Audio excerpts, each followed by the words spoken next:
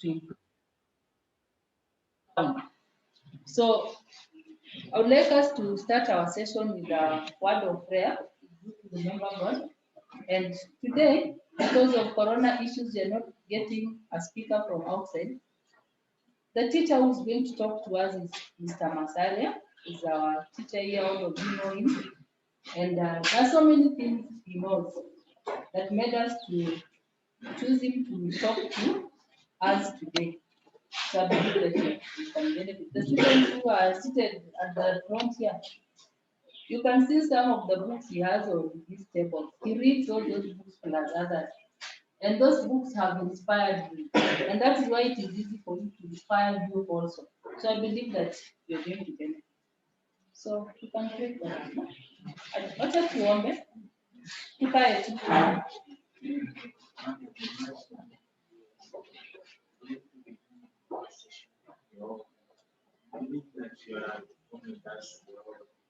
Your name is upon us.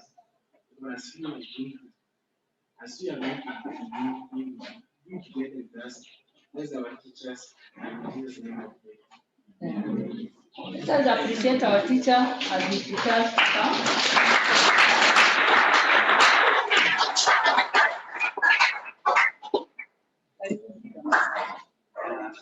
Thank you very much.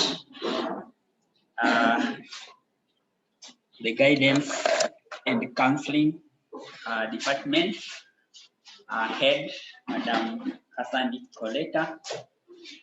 The teachers who are just joining us, I can see the director of studies down there. The rest of my colleagues, the students of Viyalo Secondary School. Let me just allow them to settle so that we can start. I don't know if they are now comfortable. And I just come in.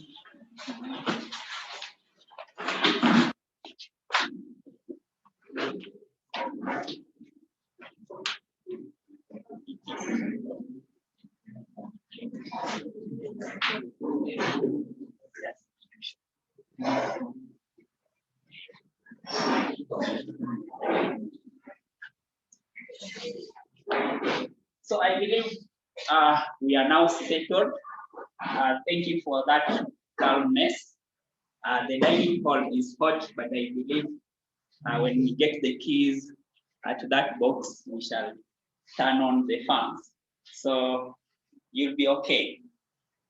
I want to say that I'm very happy this afternoon to be honored by the school through the guidance and counseling department to be asked to talk to you on academic excellence, as you can see on the screen. Viyalo Secondary School reminds me of my school way back in secondary school. I used to go in day school. You are lucky that your school is a cocktail of schools. It is a boarding, it is day, it is mixed, and so on. Mine was a day mixed, meaning that we used to go to school very early in the morning, and in the evening would go back home. We were just trekking, like most of you. We were not using school buses.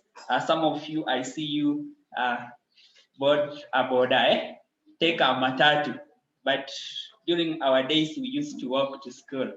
And therefore, I think I can really advise you on how you can excel in academics, because I understand the setup. I never went through a boarding school, and I know some of my colleagues also went through day schools like me. So what were day schools? Tujipikia makofi.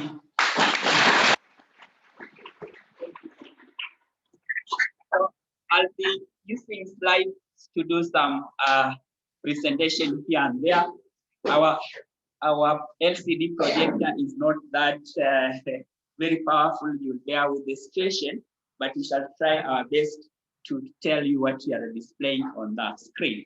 So going on to my next slide, that is the order of my presentation this afternoon. I think we bypassed one of the events prayer. We already prayed. Maybe we should place ourselves before God, and therefore I'm requesting one of you to read for us Proverbs chapter 6, verse 6, all the way to verse 11. So whoever is going to read, you can come here and read from here. Caroline, let's clap for her.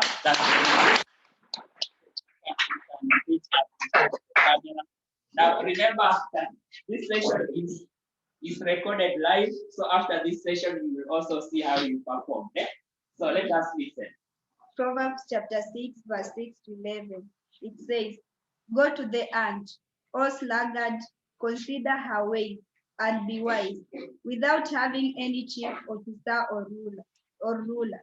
She prepares her food in summer, and gathers her sustenance in harvest. How long will you lie there, O sluggard? When will you arise from your sleep?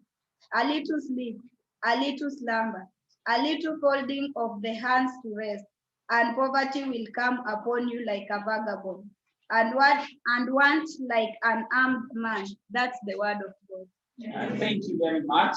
That verse is reminding us to wake up from our slumber, so that in future, where future means anytime from now, we become better people in the society. Yeah? And that's why we are here. You can see, I'll look at the definition of the excellence, then I'll briefly look at the tips to excel. Why should you excel? How do you work smart? What are the characteristics of a student that we term as a diligent student? Then if there'll be some parable to share with you, I'll share that parable with you. Then we shall look at the key points that you would have learned in the whole session. After that, I'll display a few banners that we shall look at and maybe learn something.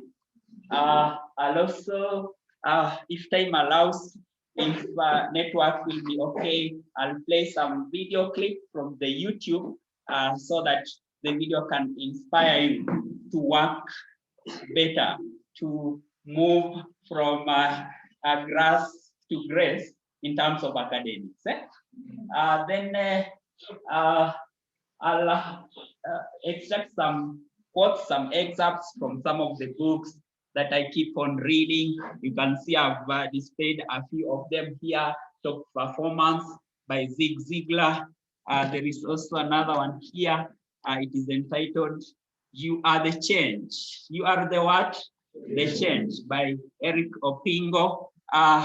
From the same author, we shall also maybe quote something from his book entitled, "You Are Born to Be an Answer to Your Generation." Again, by Eric Opingo. And to climax, I'll read something from this book. Those of us who are very close to me, you can read. What is the title? Let's go. Again. So I'll just read maybe 1 or 2 pages, and by the end of it, if time allows, you would want to buy this book, and you would want to read it and read it and read it, because it is written by some boy who is no longer a boy now, but a very serious person in the society, in the whole world, known as Newton Mudaki, a very good friend of mine. So let us not talk about so much about him. Time will come. Very good. So then there'll be a few photos that I'll share with you, academic photos, of course, not the photos that maybe I was taking when I was in Masai Mara. Masai Mara. Okay, you don't understand. It's okay, it's okay. So we shall see. The photos will be purely academic photos and not any other thing. then we shall do what? We shall end. So to the first clip, I was almost forgetting. In case you respond to some of my questions, hey, I have goodies. I have goodies. I have some sweets. I'll be sharing with you. Hey, they are here. Maybe I can ask Madam Kawoki to unravel them so that one and you Should I take a bite no. after opening? Well, if you answer questions, you can unravel them from here. From here. Sasa hakuna kulala. Hakuna kulala. Wacha tuone kama kuna hiyo ni kala gani? Eka hapo. It's called peppermint flavor. Yes. Hey, clap for me, man. What is this flavor? Strawberry. It's blackcurrant flavor, not Very strawberry. good. Clap for black currant. What about this one? Strawberry. Strawberry, yeah. So the good thing about these sweets, so that I can put you in the mood to ensure that you answer some questions. If I give you one stick, each of the box has they 20 sticks or how many? So I'll be giving one. If you start doing it today, You will speak even tomorrow in the morning, it will be as fresh as as if you just started doing it. So please, they are here. They are here. So let's get started. Let's get started. Excellent. That is the keyword that we wanted to define. Excellent. Excellent. Now, you can see from the slide, the first slide that I'm displaying there, we are saying that excellence is the quality of being outstanding or extremely good. Outstanding or extremely good. Then we are saying that when we think of this term excellence, we think of an aspect which is outstanding. In other words, the very best there can be. The very best there can be. And therefore, we want to inspire you so that you would become the very best that you can be. Here we are at Viyalo Secondary School. We are saying that the school environment in which we learn should do what? It should encourage us to think critically and creatively. This environment is a key factor in determining our what? Academic excellence. So Viyalo Secondary School, our environment is the one that is going to determine us to go to that apex in terms of academics. Tunaelewana? Yes. Now, I'll go to the next slide, which is trying to explain a little bit more, where we are saying that excellence is a quality of being outstanding. It is not a trait that you will just inherit from your grandfather, your grandmother, your mother, your dad, and therefore there is no one way in which you can achieve excellence. Rather, there are multiple ways in which you can achieve excellence. So we are still warning you that this excellence, hey, it is not that cheap. Hainunuliwi shilingi moja, sindio? We are saying excellence comes with a what? A price. And only, in fact, I forgot to bold the word only, and only those who understand it, and only those who understand its worth can pay for it. Tunaelewana? And therefore, for you to excel, you must work and work and work. Tunaelewana? So to the next slide, I had promised that I'll give you a few tips on how to excel, a few tips on how to excel. So you can see the first tip to excel, maybe I can ask this little boy, come and read. To excel, the very first point, as the rest of us listen. just read from the laptop, have a privilege of reading from my laptop. To excel in academics, you must make a series of choices. The choices that will shape you into the student you ought to be. Just continue. It is a matter of assessing your situation, acknowledging the need of continued improvement and committing to making the choices. Very good, just stop there.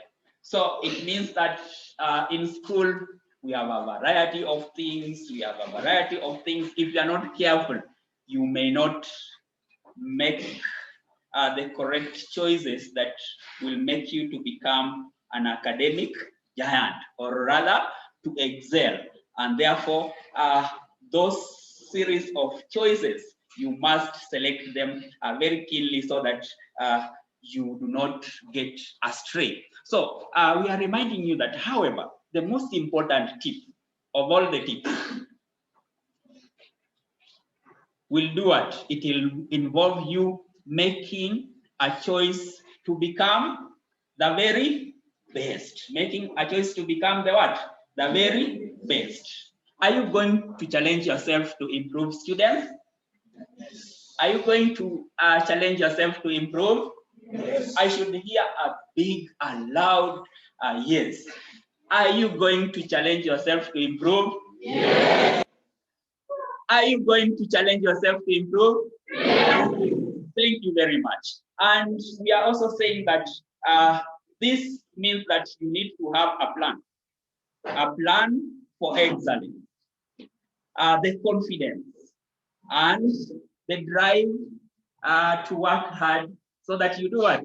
You excel. We are moving. Now, let me just remind you, just write the key points. Don't write everything, because after this, I'll remind you in case you want to have such information. Just join my Google Classroom.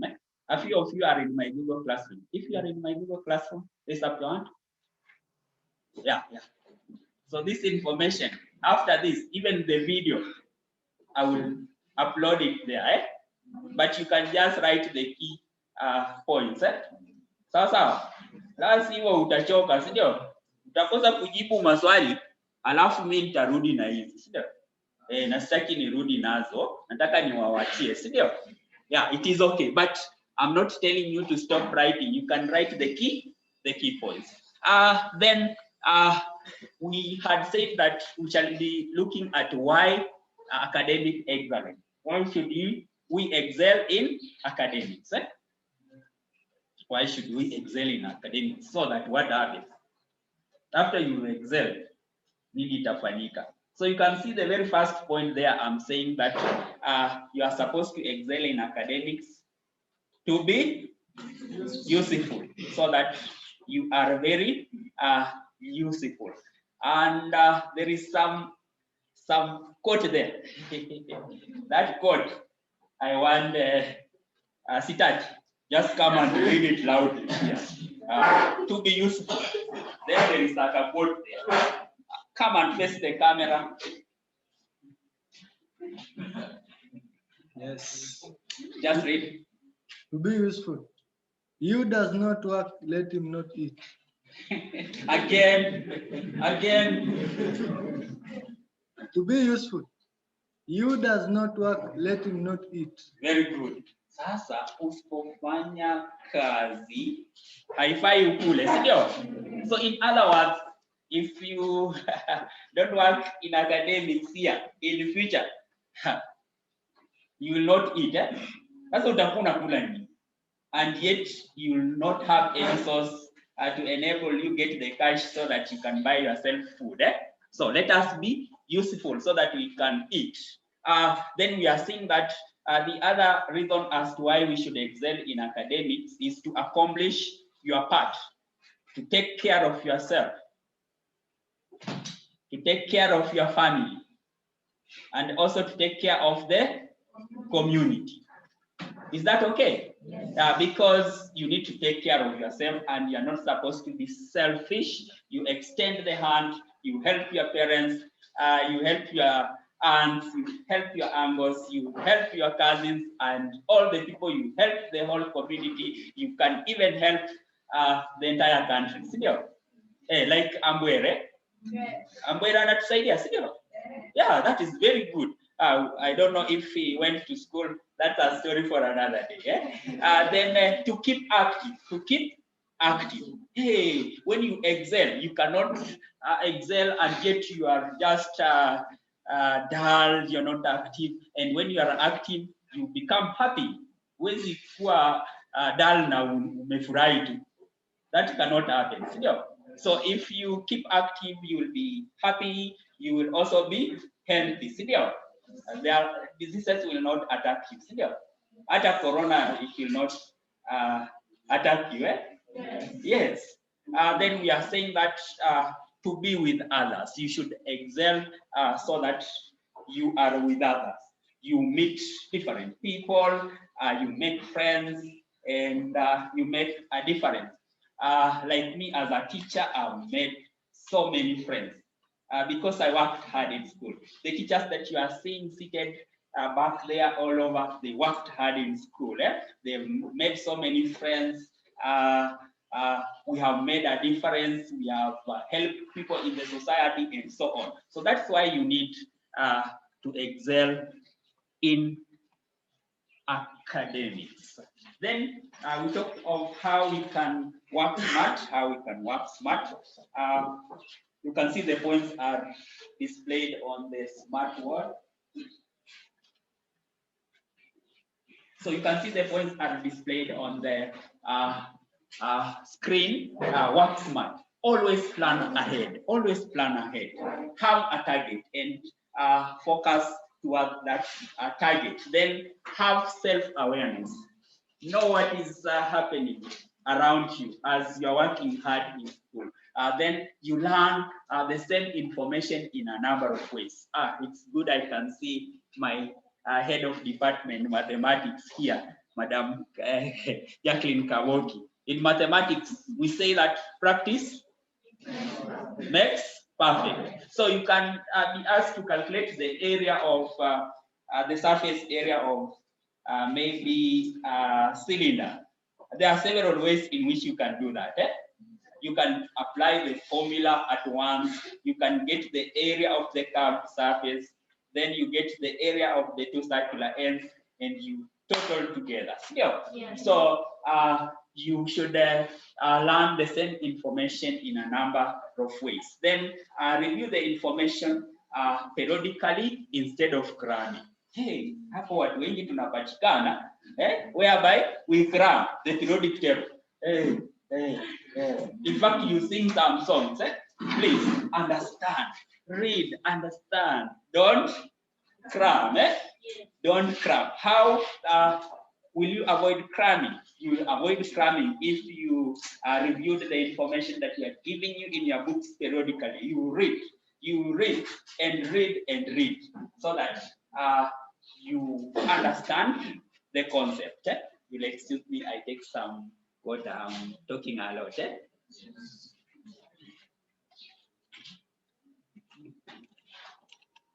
Then we are saying that simplify, summarize, and compress the information. Sio mnatengeneza kama Kenya, lakini isikue ile Mwakenya ya kubeba uende nayo kwa mtihani, si ndio? So the Mwakenya can help you. Maybe asubuhi mapema when you wake up, you have an exam in the morning, chemistry. I don't know why I'm saying chemistry. Chemistry umeshapitia kidogo kidogo. Swali ya kwanza ikikuja hapo, hey, name 2 allotropes of sulfur. Name 2 allotropes of sulfur. I can see some answer. Come and answer.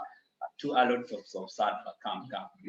We shall help you in case I will do it. The 2 allotropes of sulfur. Yani hapo ukue chonjo, unajua huyu anataka kuwin ama asiwin. Madam Kamoki, will be writing for me the names. In fact, the Sidati is also on that list because ako hapa follow last list. Baadaye hizi watakula baadaye. Yani nataka wakitoka hapa waanze kula waendelee hata usitoe kwa mdomo ukitaka. Sawa. Alafu asubuhi ndio utalipa. Yes, very good. Ama ni kama utaanguka. Kuna mtu pale anasema okay, it's okay. Now answer that question to other forms of sulfur. Monoclinic sulfur and bromic sulfur. Hey, clap for her. Now, the second last point there, you can see we are saying that have a great passion in what you do and be optimistic of your work. Be optimistic of your work. Ukiamua kusomea geography, soma bwana. Soma, si ndio? Kama ni vitu za cat scenery, jua hizo vitu zote, si ndio? The formation of I think I'm forgetting my geography, Madam Coletta. Stalactites, hizo ziko kwa gani? Sio hiyo, si ndio? Oceans. Then we have I think I can remember something, the cat scenery. The sucks. Suck iko. Yeah, it is okay. So if it is geography, can you purpose to read geography, If it is chemistry, watch it for chemistry. If it is chemistry, the structure of the atom, the structure of the atom. When I ask for the subatomic particles, the 3 subatomic particles, inafaa tu uzijue. Inafaa tu uzijue. Nani wanazijua? Yeah. Hey, this boy is on the list because he read something. Yeah, come.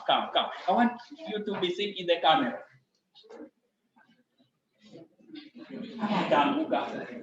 The 3 subatomic particles. The neutron, protons, and electrons. The neutrons, protons, and electrons. Amepata kweli? Hey, clap for her. That's very good. Now, by form one, don't worry. Maswali ziko tu mingi, si ndio? Yeah. What is drug abuse? Hey, come. Take the shortest time possible. Drug abuse. Hey, ni kuchukua drugs na kuiambia wewe mpala kabisa. Hapa unasemaje? Drug abuse. It is the use of a drug for a wrong purpose.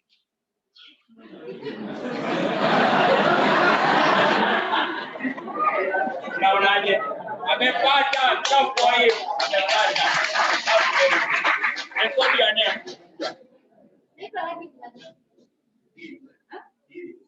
Then the most powerful of it all, the last point. Hey, you can see, never lose hope and be prayerful all the time. With the prayers, hey, we can move mountains. Hey, with the prayers, imagine una mountains too inasonga. Because of what? Prayers. So let us tusichoke bwana, tusome kwa bidii, si ndio? Yes. Let me go to the next slide. Yeah. Sasa, those are the characteristics of a diligent student. Diligent, sasa nisema nini? Diligent is focusing your effort on the work at hand. Now, in your context as students, you must attend classes regularly and on time. Attend classes regularly and on time. Then we are reminding you on the second point that always, such students are always ready to listen and to be taught. Hata kama ni lesson ya CRE, alafu mimi nimekuja huko na carbon and its compounds, form 2. Msilete shida, form 2, you should be ready to listen and ready to be taught. Then submit assignments. The students should submit assignments that are neat, assignments that are sharp, and also on time. Tukisema kesha asubuhi, usitulete on June the 15th.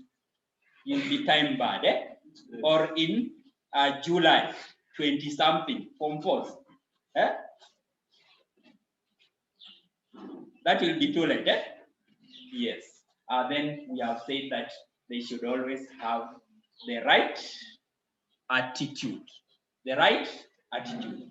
Usione mwalimu labda yeye in terms of body size unamshinda, sasa unashangaa huyu sasa atanifunza aje. You should have the right attitude. Very crucial, very important. I can see people are still writing. I want to move on to the next slide. But if you join my Google Classroom, by just giving me your email address, you will be accessing this information. When you came in, you thought I was inside. Eh? There was some lesson. Eh? Yeah, that was a live lesson that I recorded. I was teaching students at night. Some of the students that I was teaching that night are here. Can you stand up if you attended that lesson? Yeah, very good. Yeah. Yeah, you can see wewe huko tu na kuna watu wanafanya vitu za maana, sio? So you can still be part of them. On that note, because they attended my Google Classroom during the COVID-19 pandemic crisis, they will have a share of this. Clap for them. Clap for them. Sit down. Na msiogope ati zitaisha. Ziko mingi na bado pia naona niko na pesa. So hazitaisha. Okay, so don't worry. Then the next we are almost finishing. I will not tire you so much. I shared with you a certain parable. Yes. If you can recall, eh? Yes. It was just a few days to Corona thing. Eh? Yes.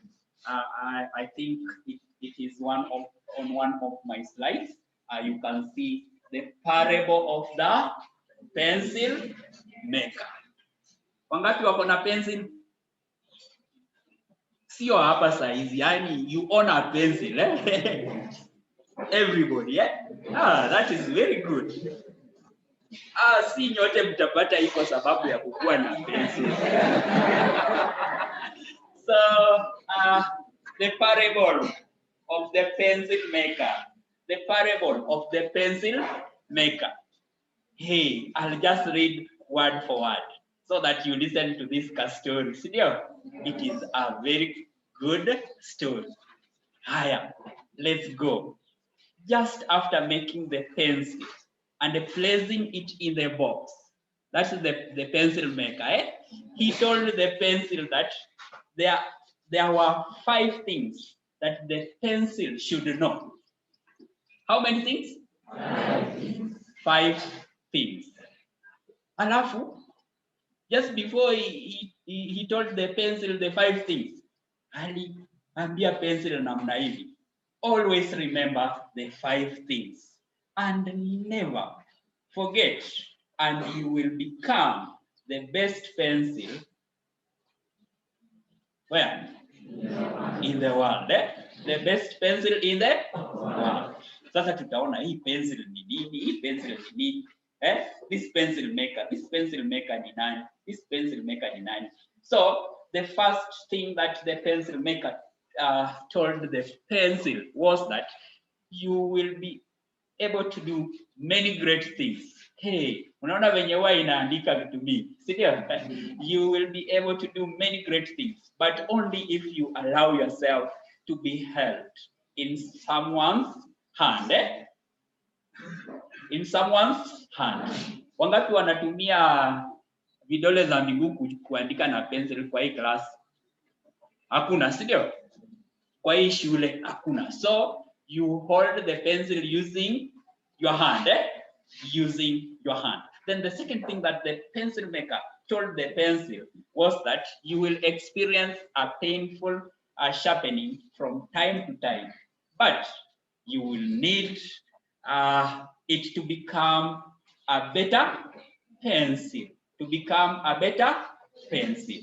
The third thing that the pencil maker told the pencil was that you will be able to correct any mistakes you might make using an eraser, using an eraser. And then the fourth thing that the pencil maker told the pencil was that the most important part of you will always be what is inside you. And what is inside the pencil is that pencil lead.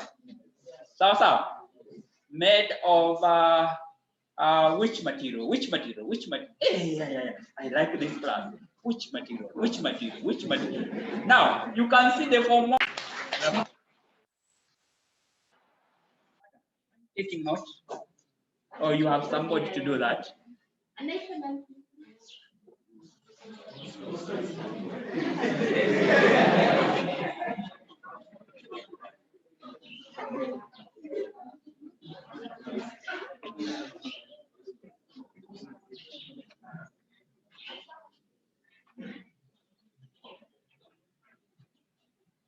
So just a minute, I want to do some. Then the fourth thing that the pencil maker told the pencil was that the most important part of you will always be what is inside. I think we had talked about that.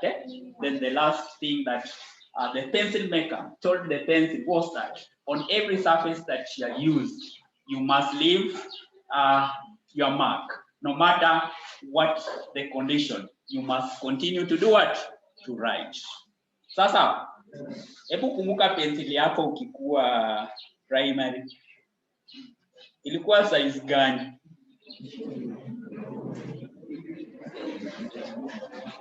Kadogo, si ndio? Hata kuna venye the wooden part ingetoka, but you could still use that, si ndio? Then after that, the pencil maker told the pencil, after the pencil maker had given the 5 points to the pencil understood and promised to remember and went into the box with the purpose in its heart. Sawa. The teacher is the pencil maker. The student is the what? The pencil. So please, can you understand and promise to remember and do the 5 things that appertains to you as the pencil, to you as the student? Then we shall do our best as the pencil makers, as the what? The teachers. Sawa. Hey, let's clap for the pencil maker. Next, now the key points. You know, we are winding up. Now the key points that we are learning from this session are which one? You can see that we are telling you that one of the key points is that every habit that you develop in school translates to every habit that you will possess at your workplace. In future, you may be a working class. Si ati hizo vitu ukipata kazi ndio unabadilika. Utapata tu hawa walimu, huu Mr. Nando mwenye unaona hapa. The way he's organized, that's the way he used to be organized even when he was in class 2. Mr. Nando, is that so that is it. So please become the best version of yourself. Still look at yourself. After this, those of us will be in the Google Classroom.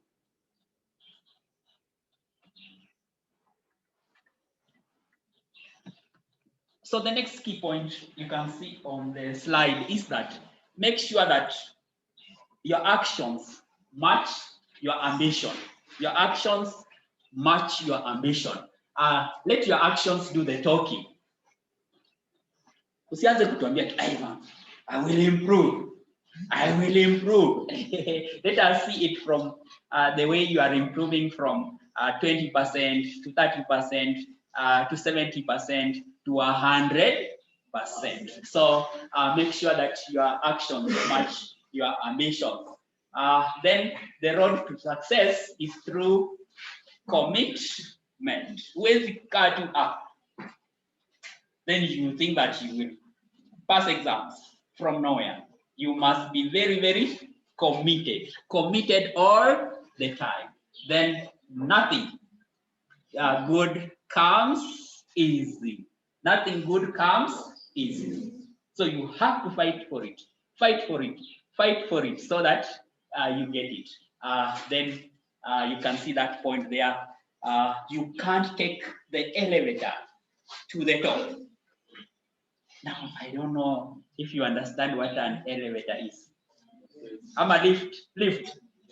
Yes. Now, I'm not familiar with Chavakali, but in Mbale, I'm familiar with some buildings which have elevators or lifts, like Cherry House. Those of us who been to Mbale, you can either choose to go to the 3rd floor, the 4th floor, using the lift, or using the what? The stairs. I've been to Cherry House several times, but I've only used the lift about twice. Most of the times I do what? I use the stairs. So we do not mean the real stairs, but here we are talking about academic. So we are saying that at some point you have to take the stairs. You have to take the stairs. Don't be used to elevators. Don't be used to taking the lift and so on. When you take the stairs, you gonna means you are going. Sio kulala. You are going to learn the lessons that the elevator would have not taught you. Nafikiri mnaelewa, si ndio? So please do not use shortcuts. Just work and get the results that really belong to you. Do not be copying assignments. Then you make the teacher feel that this student nowadays is very good, is doing the assignments in good time, yet you are copying from somebody. Is that okay? Yes. Yeah, very good. Karibu tunamaliza msikuwe na shida. Then we are saying that they are your fellow students. So here we mean in your class, Form 1, Form 2, Form 3. You are in Form 3, eh? You can dare your fellow student and tell him, we may be in the same class, but you are not going to outwork me. In fact, I want you to face your whoever you are sitting with, the student, face him and repeat these words. Na umwambie ukimaanisha, na kwa mwenye mko na class moja in the same class, usiambie Form 1 na wewe uko Form 3. Sasa sikiliza, ndio nasema mkirudia, si ndio? Now we want to dare them. Tusikilize. So, hello. So you'll be repeating after me. We may be in the same class. We may be in the same class. We may be in the same class. We may be in the same class. But you are not going to outwork me. Mwambie kwa ukali atakushinda. Rudia. Again.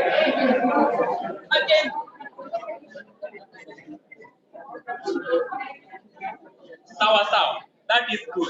Now look at the second point. Look at the next point on that slide. That stop sitting around mopping. Hey, mopping, see here. Ile ingine iko na double P. So mopping utaangalia maana yake, si ya kumop.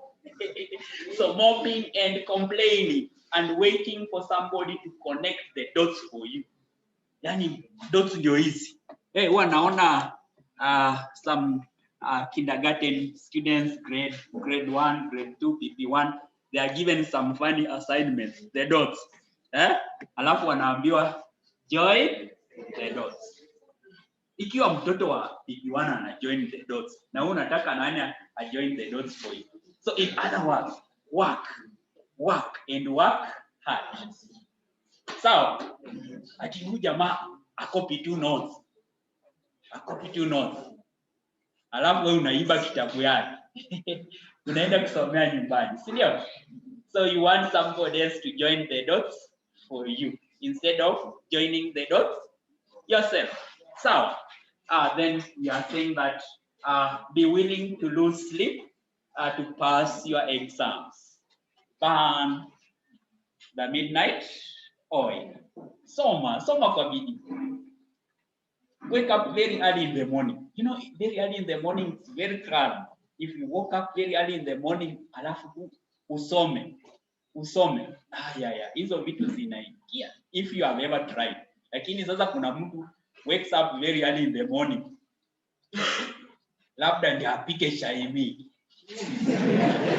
Very crazy reason. But you know, we are students. We must ensure that we work hard, we excel. It is only at primary school, secondary school level that we shall build our future. I know that. The next slide. Hey. Inasemaje?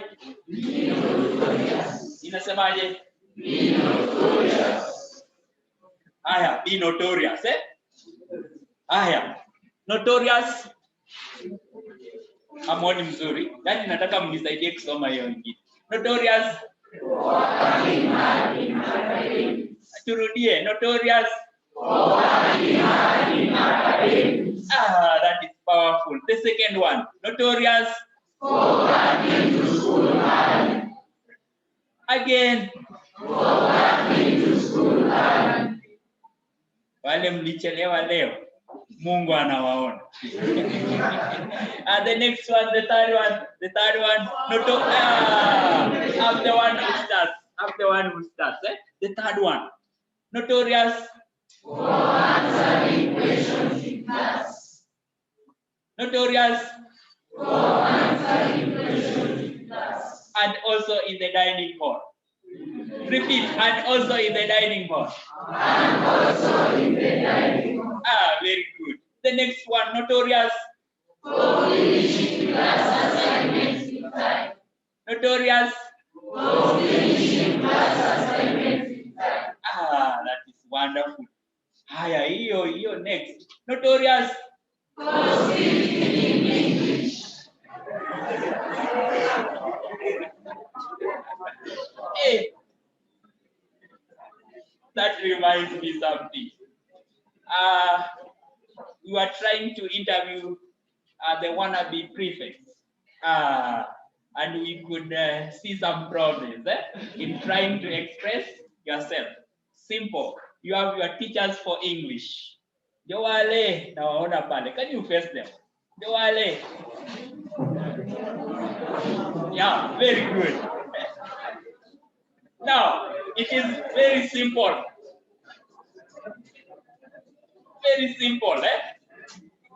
Just read magazines, look for some storybooks, simple ones. Maybe after this, we shall talk with the HOD, DNC. I think the school can afford buying such books and store in the library so that you can read them, so that you can sharpen your English skills. Yeah, these ones are mine. Notorious. Notorious. I can remember sometimes back when the principal used to come to school, I would hear that somebody did this, somebody did this. I think you have forgotten, You are not courteous nowadays, So please, let us repeat. Notorious. Notorious. And lastly, notorious. Notorious. Jangalia. Are you smart?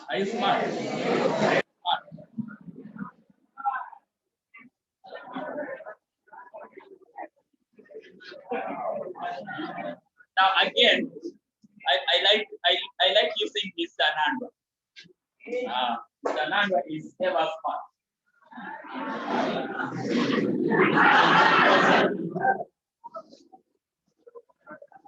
I'm sure it did not begin today, Now let me tell you a story. When I was up for one, in that day school, of course, in most day school, not in most, in almost all the schools, we put on black shoes. Eh? Like I can see you have black shoes, almost everyone. Eh? Yes, I used to do my shoes. I used to shine them. They were glittering, they were sparkling. Huh? Until there is a day, a Form 4 is in our village. He was called, I can only remember the name, the surname. He was called Omondo. Hey, he called me. Went for one Kujaba. It was very early in the morning. It had rained. Alafu akakanyaga viatu zangu. I cried that day because I always wanted my shoes to be smart. So, angalia viatu zako, angalia shirt yako, angalia longi yako, angalia always be smart. Be smart. Haya, tunaendelea. The last one. Be what? Be what? Si angry ya kutaka kukula tafadhali. Si angry ya kutaka. So, the hunger that we are developing for, it is which hunger? The first one, develop hunger for reading. Develop hunger for reading. Next, develop hunger for being responsiveness. The next one, develop hunger for asking questions.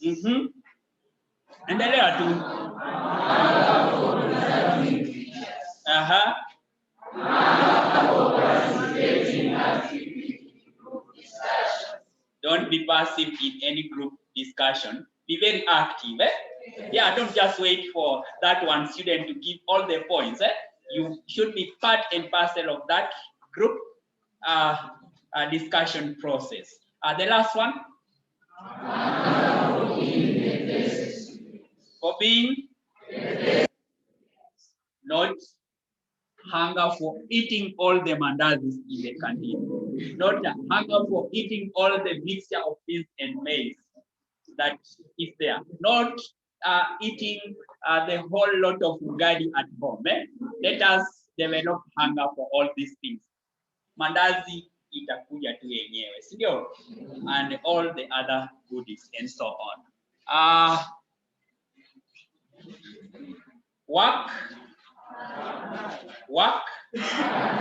So I'll be saying something, but you will be finishing by saying, but work harder, but work harder, but work harder. You can see that, eh?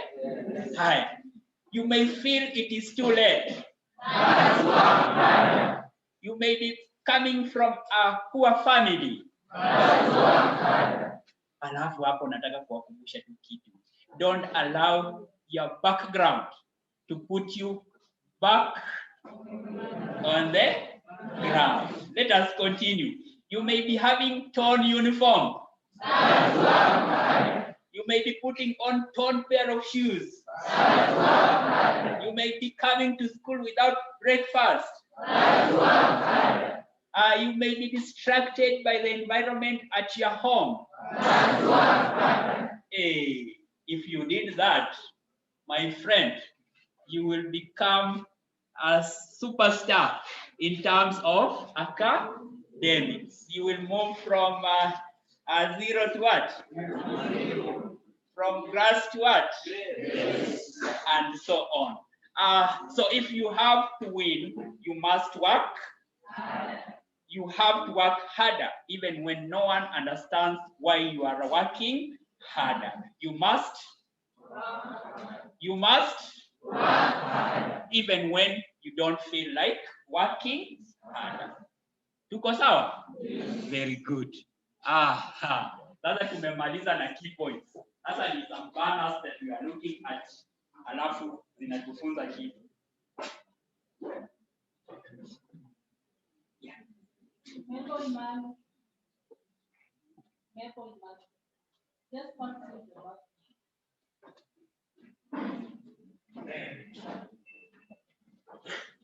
Hata tumemaliza. Sasa tu ni some banners that we are going to look at. Alafu zinatusaidia. What are you seeing? There is a cat, eh? So this cat is looking at itself in the mirror. See? What is it saying?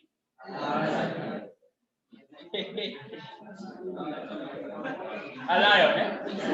And you, when you look at yourself in the mirror, what do you see?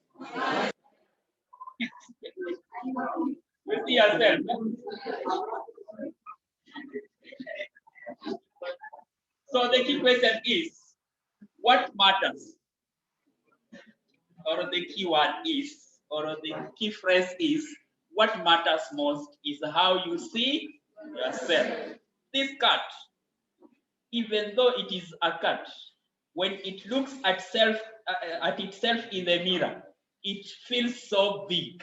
It looks at itself as though it is a lion. Sawa. Sasa wewe ukijiangalia kwa kioo, usione tu wewe. Ona kama wewe ni President Uhuru Kenyatta, eh? If you are a girl, unajua tu ni wewe, lakini the picture that you are seeing in the mirror, wacha ikue President Samia Suluhu, sindio? Yeah, please.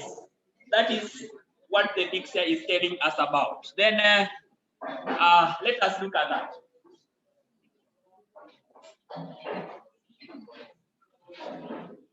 That is kind of a cycle. It is kind of continuing. It is a cycle. So it means that self-concept, what you feel about yourself, what kind of a person you are, self-concept fosters pleasing personality. Then pleasing personality allows positive interaction with others. Positive interaction with others strengthen a self-concept. Self-concept fosters pleasing personality. Pleasing personality allows positive interaction with others. Positive interaction with others strengthen self-concept. Yeah, it is kind of a what? A cycle. Tunaelewana? Yes. Then as we move on, hasa wewe ndio uko hapo kwa katikati. You have already been talked to. It is you. If you follow what we have told you, you will have some healthy relationship amongst yourself. Even in future, in the community, you'll be having some health relationships with others. You will get some nice career in future. You'll become a doctor. You'll become a teacher. You'll become maybe a pilot. You'll become whichever career that you'll undertake. Well-being. You will feel okay. You'll be comfortable. Personal development. You will feel like I should now move from this stage to the next stage and so on. You'll not be, you'll not stop growing. You'll not feel like I've reached the apex. When you reach the apex, there is another apex up there, and it will go on and on. Then you'll have some time to have fun. You'll be having money. You'll be taking a plane to Mombasa. You'll be taking a plane to Eldoret. You'll be taking a plane to Nairobi and so on. The physical environment in which you live in will be okay because you'll be understanding everything. Finances, you will have a lot of money. You'll have a mall of shillings.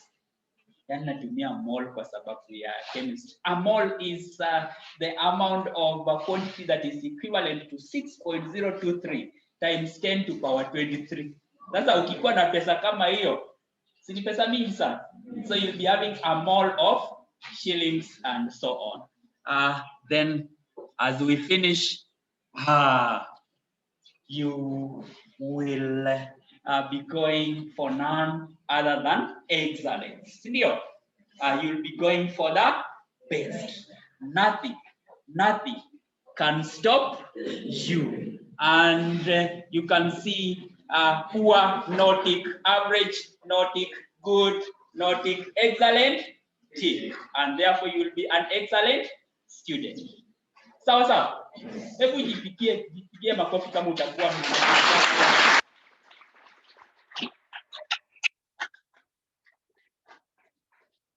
Now I'm just praying that the network is okay. If it's not okay, then I'll ask maybe one of us to put on his or her hotspot so that we can use it. Now I want to play some video. Let me try to play it. It is a YouTube video that is showing how you can move from grade B to grade A.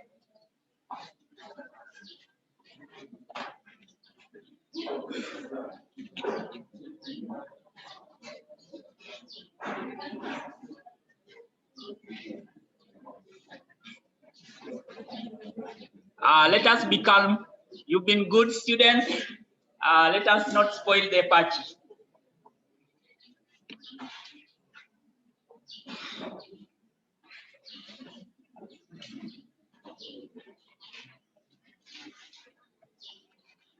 So let me hope that it's going to load. At times we have network issues. So wherever you are, you should feel that at least there's something that you've learned. But we are crossing our fingers that the video will play. Okay. Thank God. I can see it is loading. It is loading. Very good.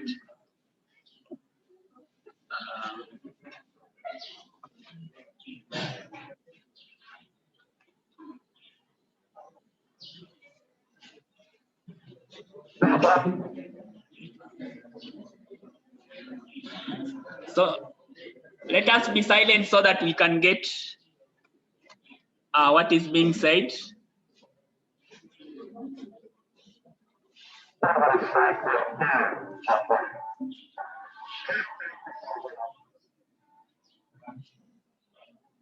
Yeah. I think the network, but I can still go to the next slide in case we should. It's okay.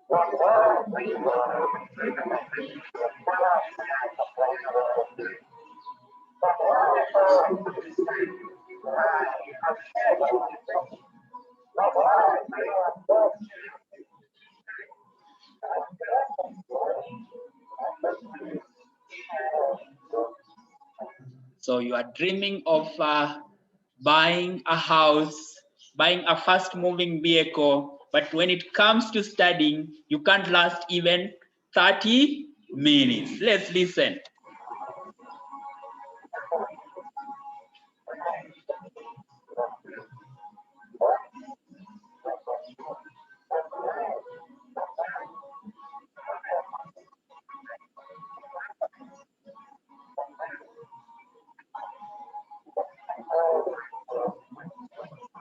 So you take a lot of time watching some cartoons on Netflix and so on, instead of looking for some materials that can help you in revising your work to excel.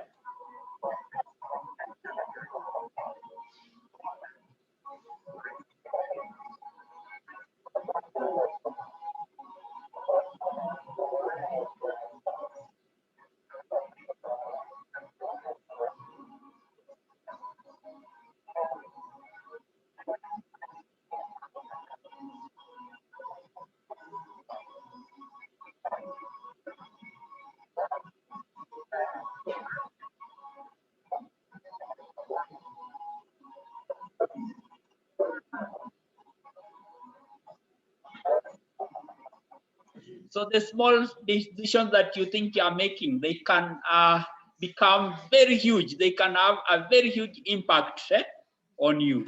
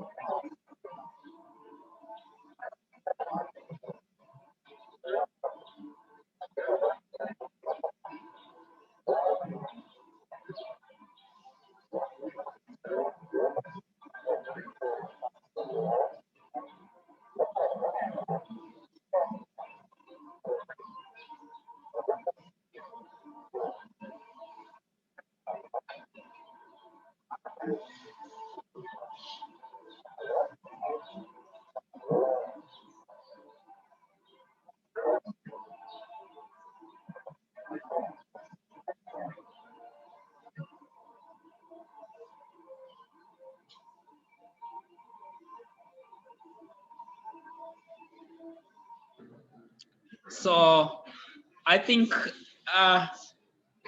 you must have been inspired by that short video, right? moving from grade D to grade A. And we can make it, eh? Can we make it? Can we make it? Yes. Very good. To the next slide. Maybe I'll now summarize by looking at some quotes from some of the books that I have here. We cannot get time to read these books now. You can see the first one, Top Performance by Ziegler. Maybe I'll just be reading something about the book. There is another writer who read this book and recommended other people. So this is what he said, that if anyone ever wanted a blueprint for success and leadership, I take that again. If anyone ever wanted a blueprint for success and leadership, Top Performance is the book to read. So this is the book to read if at all you want a blueprint for success and what? Leadership. The next book is You Are the Change by Eric Opingo. Maybe I can just read at the back a little bit about what Opingo said. Do you see an aspect of your family that is not right, and how would you wish to correct it? I take that again. Do you see an aspect of your family that is not right, and how would you wish to correct it? I'm very sure that most of us, if not all of us, we come from very humble backgrounds, and that statement is very important to us. He also said that, are you convinced that some social, economic, or cultural matters in your community need a total overhaul? That's a question. I take that again. That, are you convinced that some social, economic, or cultural matters in your community need a total overhaul? So if you need more, you can still read this book. I told you that I'll talk to the Madam Coletta to see if we can get such books in the library to inspire us. Yes. Then this book, You Are Born to Be an Answer to Your Generation. Again, I'll read just something at the back of it. That this is what it is saying, that every child is conceived for a purpose and packaged with a great potential to answer a question in his family, in the society, in the country, and the generation at large. So for more information, you can also get to this book later. But the book that I'm really, really interested with is this book. Let us read its title aloud. A journey through time. Again. A journey through time. A journey through time. Now, this book has been written by a very good friend of mine. This friend of mine, I think we met first at the university first year. So he was my friend all the way up until we graduated. He comes from around Mudete. He was raised by a single parent, to be precise, the mother. He went to school at Chavakali High School, and he went for his master's degree, and so on and so on and so on. He has written this book. If you read this book, you can never be the same again as a young girl, as a young boy, even us as teachers, our parents, and so on. This is a very, very inspirational story about how he rose from grass to grace. From zero, you taught me to what? To hero. So maybe I can just read something about it. That as a young boy, born in the western part of Kenya, Baraka, he's just using the name Baraka, but his real name is Newton Mudaki. So, but in the story, he uses the exact name of his mother, called Oside. So if you read through this book, Oside, that's the mother. So let me continue. That Baraka is raised by Jane Oside, a resilient single parent. He undergoes a harsh and forgiving terrain of life, partially because his angle, Matata, brings them untold miseries. The winds of fate fling him onto the streets of Nairobi, and all seems lost. The odds are against him, including appalling poverty. Yet, he emerges from the trenches to become a globally renowned research scientist with significant discoveries, including a medical cocktail that transforms how cancer is treated and managed. Still, his identity troubles him to his core. His life has become a journey through time. Will he be able to solve the biggest enigma of his life? A very nice inspirational story. Then maybe the real information about him, about Newton Mudaki, my friend. In fact, this book, I didn't buy it. The book was launched in America, and when he came from America last September, you can see he wrote in this book his own handwriting. Hello, Masaria. Thanks, buddy, for the cheer and support. May you be inspired as you read the book. Stay blessed, Newton Mudaki. Clap for him. So about him, he said, not just the true information about him. Maybe we shall make some time to see out of his busy schedule, because he's rarely in Kenya. He's found in South Africa, in Nigeria, and so on. Maybe when he flies back to Kenya, we can see if he can come back to talk to us. Yes. So Newton Mudaki is a Kenyan, born in Vihiga County in Western Kenya. He graduated with a Bachelor of Science in Biomedical Science from Maseno University. Hey, now you know where I went in the university, yeah? From Maseno University, and a Master's of Art in International Studies from the University of Nairobi. He is working with Beckman Coulter as the Regional Business Manager for East and West Africa. He was born and raised by a single mother alongside his 3 siblings. He works as a volunteer in some of the community projects running in the slums. Newton lives in Nairobi, Kenya, with his family. A Journey Through Time is his first novel. Clap for my friend.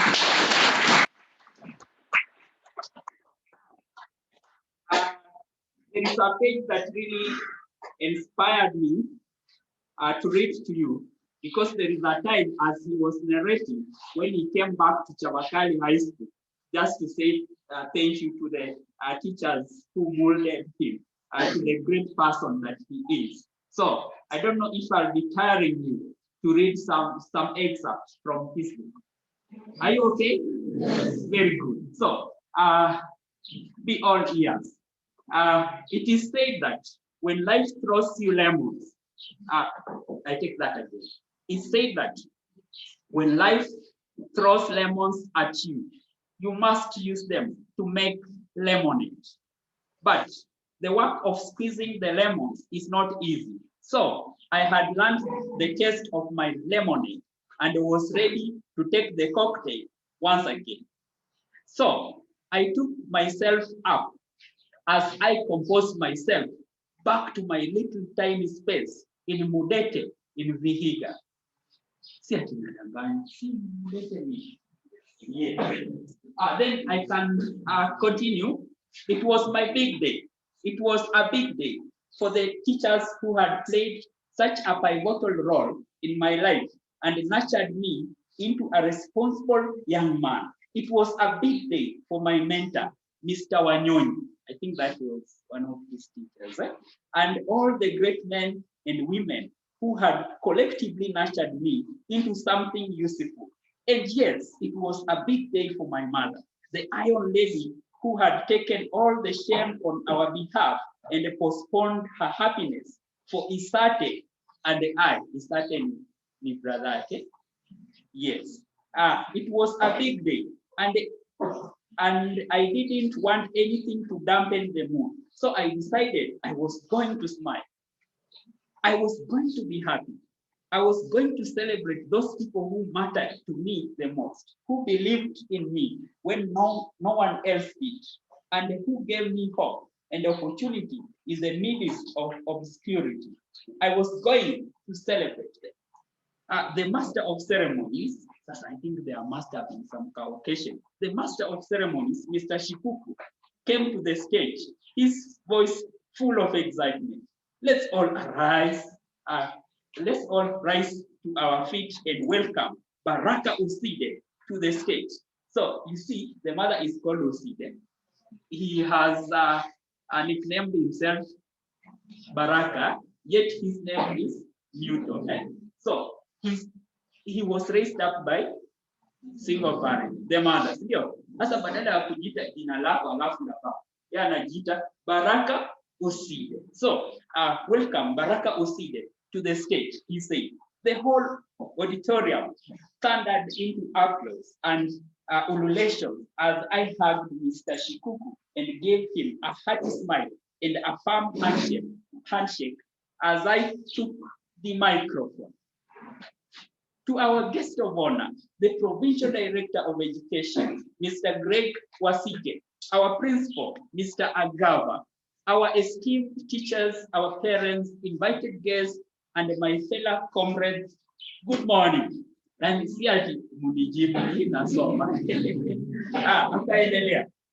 it's such an honor and solemn privilege to talk to you during this great event in the history of our great institution. Thank you, Mr. Principal, for the opportunity. Thank you, God, for making it possible to come this far.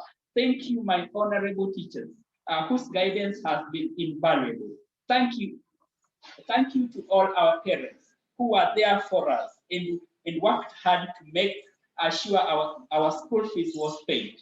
And thanks for the bursary funds. Si wewe unapata bursary, si wewe, tuendelee. A special thank to Total Kenya for the scholarship that they offered me to ensure I cleared my school.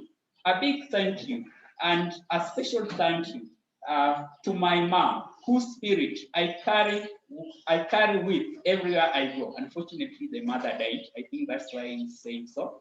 Unfortunately, she's not here with us today. Thank you to the kitchen staff who ensured the cabbages were raw enough to fill us up.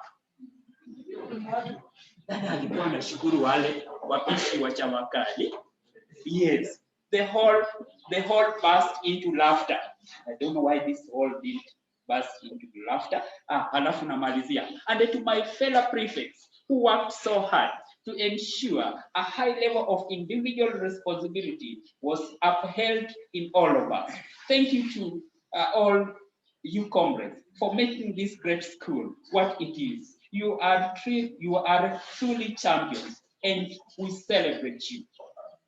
That is just but an example from me. For more information, A Journey Through Time by Newton.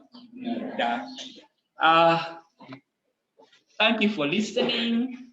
God bless you so much.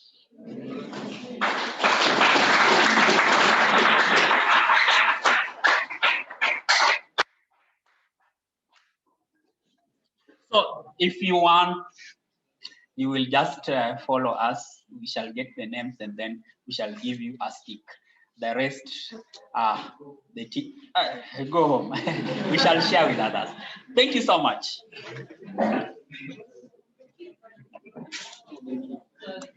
Let us give our teacher a better hand clap. 1, 2, 3, 4.